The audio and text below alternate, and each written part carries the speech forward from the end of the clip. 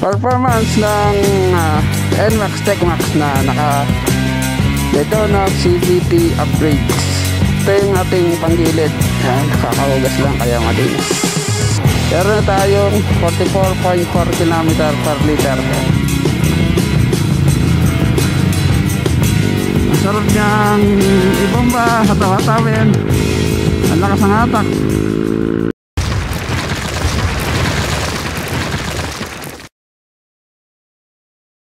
Good morning. What's up mga pingo, and welcome to another episode. Good morning sa inyo lahat. At nasa Pangil, Laguna na tayo. Magra-ride tayo ng Kalirayan, Lumban, Laguna. Tama ba yung bayan? Hindi ko masyadong alam, no? Yeah, tignan nyo, yun ang pumunta natin, yung bundok na yan. So na-ride ko na ito from Morong Rizal to Pangil, Laguna, mga 40 km. And ang ating episode ngayon ay performance ng NMAX TechMax na naka Daytona CVT upgrades. Yun ang aking motor, bagong hugas, kakahugas lang, napuputikan kaagad. Alam niyo naman yung kinabit ko, na-vlog ko yan sa upload ko this Saturday. So October 25 upload ko yung upgraded saka pagkakabit ko. At ito yung performance test natin. Ito yung ating panggilid. Yan, kakahugas lang kaya malinis. Pero napunta na ng putikan. Yung upgrade natin ay mga springs, lining sa kabilang. Yan, dalawa. Sabihin ko na ba yung in-upgrade ko? Alam niyo naman, di ba? Yung clutch spring 1000 RPM pang NMAX. Yung center spring 1200 RPM NCY brand. Yung center spring natin pang click 150. Yung pang PCX na nabili ko parang maikli, kaya bumili ako. Gumastos tayo na naman. Tapos bumili ng matigas na lining para tumagal, kasi baka maubos kagad yung stock lining natin. Malambot kasi yun.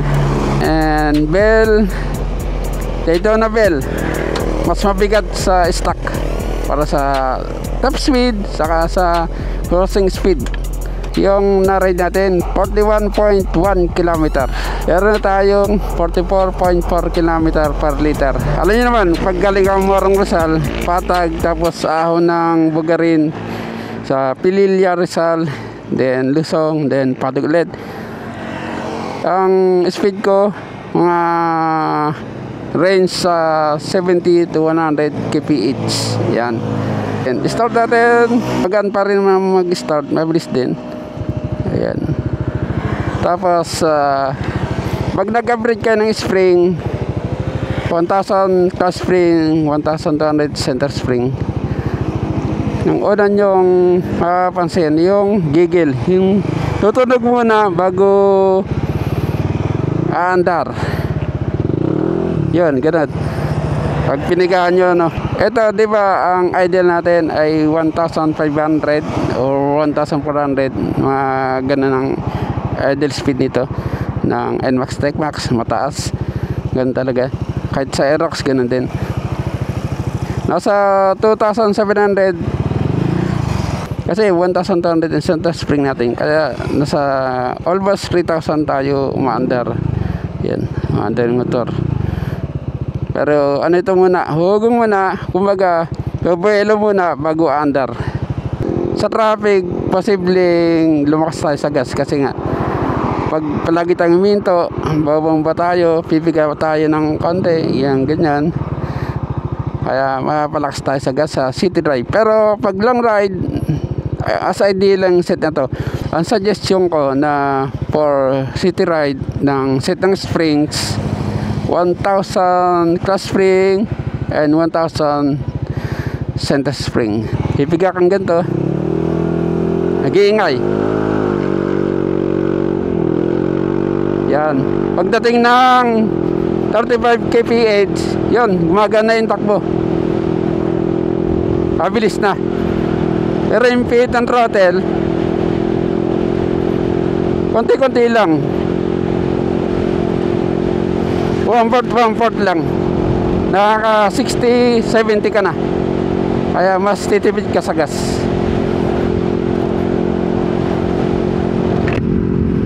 Mas nakakabuelo.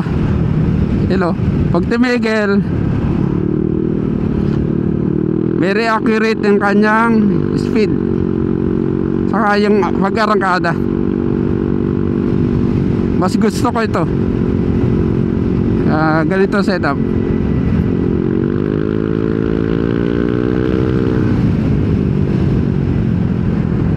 Ang diskarte kapag ganitong mabagal yung mga sasakyan, huwag ka muna tututok. Unti-unti ka lang na umusad. Yan. Yan. Importante, huwag kang patigil-tigil. Tansyahin mo yung speed ng mga sasakyan.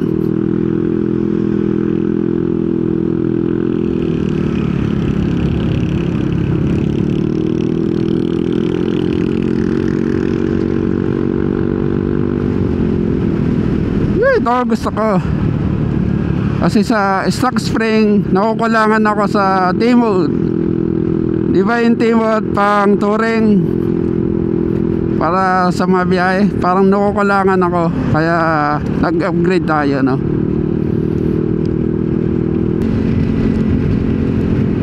Try natin mag 100 ng hindi pipindot ng shifter natin, no? Meanwhile, ano to? Ba't baha?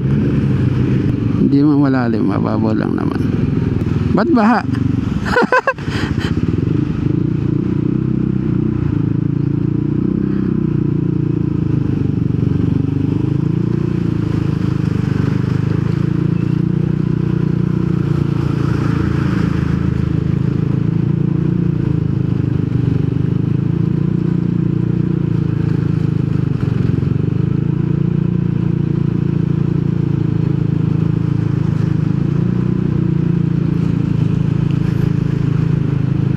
Ba't baha rito?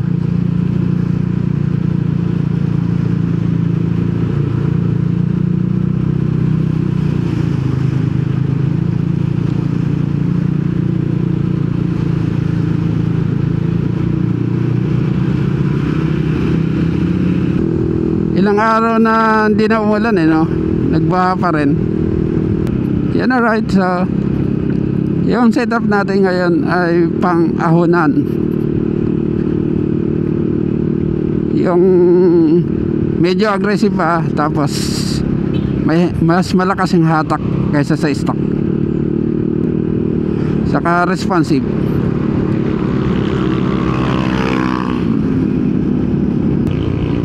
Matataas kasi yung mga pinupuntahan ko, kaya mas okay sa akin yung ganito.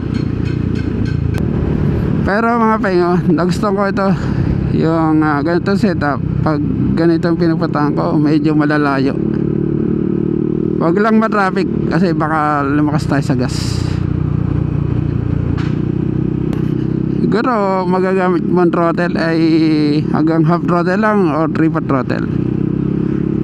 Pero kapag nag full throttle ka, syempre lalakas ka sa gas. Pero sa vibration, parang may konting nginig ng konti, pero hindi naman malala. Parang nakakamanhid lang.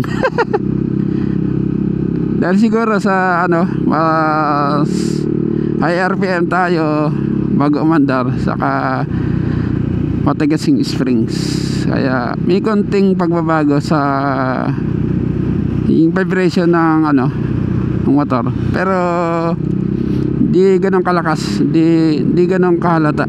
Mararamdaman mo siya kapag naka 2 oras ka na nag-ride. Pero sa pag starting, pag ram stop, arangkada ka, wala naman vibration na nararamdaman. Kapag umandar lang ganito yung parang tinatapik-tapik ka lang, ganun lang.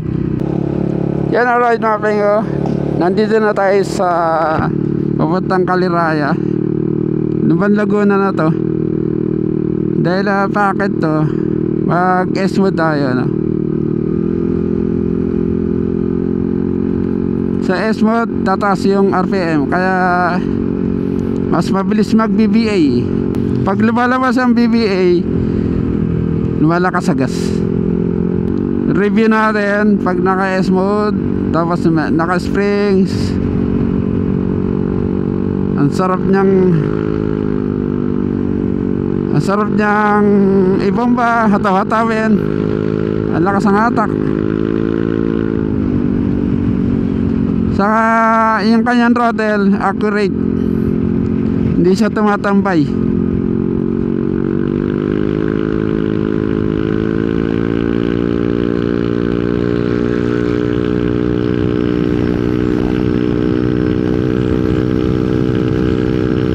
Pag release ko ng throttle,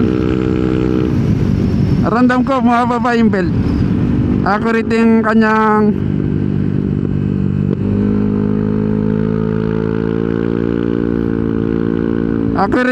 kanyang throttle, mahatak agad.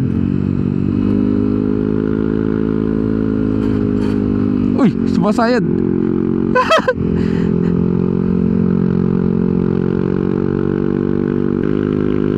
Sarap.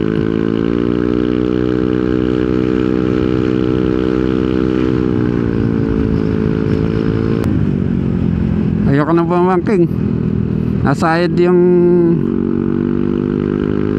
sumayad ang parents ko no. Umikis-kis.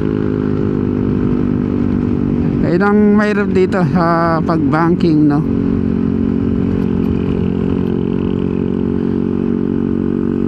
Kasi sa stock springs, pag piga mo ng throttle, mga 80 kph, di ba, makakit na yan. Pag bitaw mo ng throttle, gumugulong pa yung yung kanyang pulley. Ibig sabihin, tumatambay yung belt sa taas. Samantalang ito, naka springs. Yan, pag naka 80 kph ka, pag bitaw mo,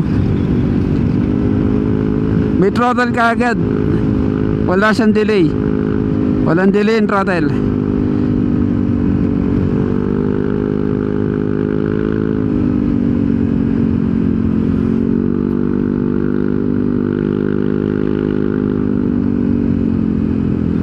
So, sobrang ganda ng hatak. Nakakabangking ka, kaya lang nasayad yung ilalim ng ating motor. Sa akyatan, ang lakas ng hatak, approve. Nag-improve yung appeal natin pag nagpapalit tayo ng springs.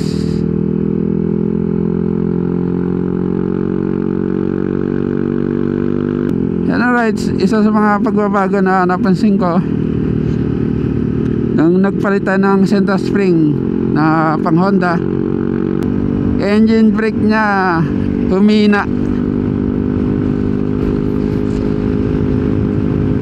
Medyo humina yung engine brake niya. Ulit-ulit pa no. Kita nyo, pag bitaw ko, dumataas-dus pa rin. Dati para akong no, yung tumitigil, para akong nag-downshift. Pero ngayon, para siyang humina yung engine brake niya. Hanap tayo ng lusong. Random ko na humina yung engine brake niya. Maganda ba yan mga pengo? Pwede ka naman mag-downshift para may engine brake. Pindutin mo lang yung shifter. Yan, engine brake na. Yan, alright mga pengo. Ilang ating video for today. Natest natin performance. Dahil medyo maigpit yung ating center spring, di masyadong top speed. Babawas pa tayo ng spring, siguro mga 1000 rpm. Okay naman yung spring natin, lakas sa arangkada. Dahil sa pakanan yung turn, maigpit or di nasasagad yung torque drive. So magpapalit pa tayo ng 1000 RPM, siguro pwede na yan. Yan, alright mga pinga, ilang yung video natin. Ito yung motor natin. So binirit ko, half throttle, tapos full throttle, lahat na ginawa ko rito. Mix riding modes, T mode saka S mode. Ang fuel consumption natin 42.3 km per liter. Para sa akin tipid na to na naka springs. Yun o, i-check natin sa heater display, lagay natin para kita nyo lahat. Alright, so yan o, kita nyo ba? Trip meter 95.3 km, tapos 42.3 km per liter. Pero kapag traffic riding yung dinadaanan, maaaring bumaba pa siya ng hanggang 38 km per liter. Sa iba nga 35, 30, 28. So ito, konting pipit lang, okay na. So summarize ko lang, pag arangkada umuungol, abagal, pipigan ka ng konti. Tapos kapag nakaarangkada ka na, nakabuelo ka na, hindi na siya maingay, konting pit na lang. Kapag long ride, mas okay. Pag city, mas matakaw, kasi nga pahinto-hinto, doon matakaw to. So yun lang mga pengo, yung ating vlog for today. Comment down below anong suggestion nyo. Kumukuha pa ng settings, don't forget to click the subscribe button and bell notification for more updates and episode. Alright mga pengo, stay safe and ride safe always, and bye bye.